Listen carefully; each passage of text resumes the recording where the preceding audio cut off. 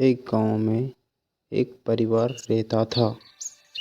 श्याम नाम का आदमी, उसकी बीवी और उसकी माँ रहती थी। एक दिन उसकी माँ ने कहा कि वो अपनी बेटी के घर जा रही है। श्याम ने कहा, ठीक है माँ, चली जाना।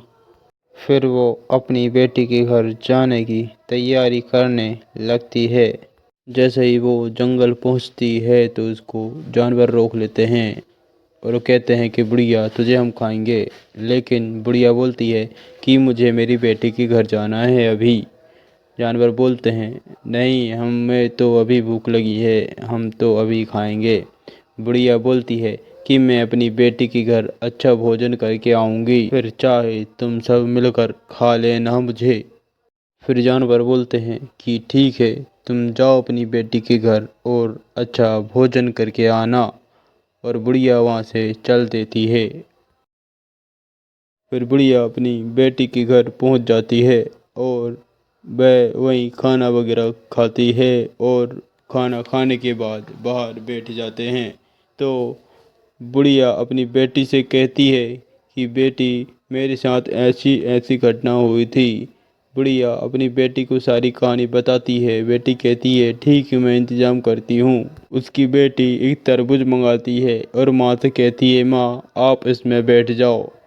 उसकी माँ उसके कहने पर तरबूज में बैठ जाती है और तरबूज को वहाँ से लुढ़का देती है। और एक तरफ जानवर उस बुढ़िया का आने का इंतज़ार कर रहे थे।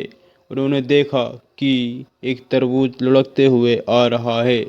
सभी ने उसे बहुत गौर से देखा 10 मिनट तक, फिर उसको फोड़ दिया। उसमें से एक बुढ़िया निकली। उन्होंने कहा, बुढ़िया, आज तो हम तुझे खाएंगे। बुढ़िया बोली, ठीक है, एक काम करो, तुम सब लोग मिलकर एक राख का ढेर लगाओ जिस पर मैं बैठ जाऊंगी और तुम सब मिलकर मुझे खा लेना। और सभी जानवरों ने वही किया, एक राख का ढेर बहुत सारा लगा दिया। इतना कहकर वह बुढ़िया उस राख के ढेर पर बैठ जाती है और जानवर उसको खाने ही वाले थे।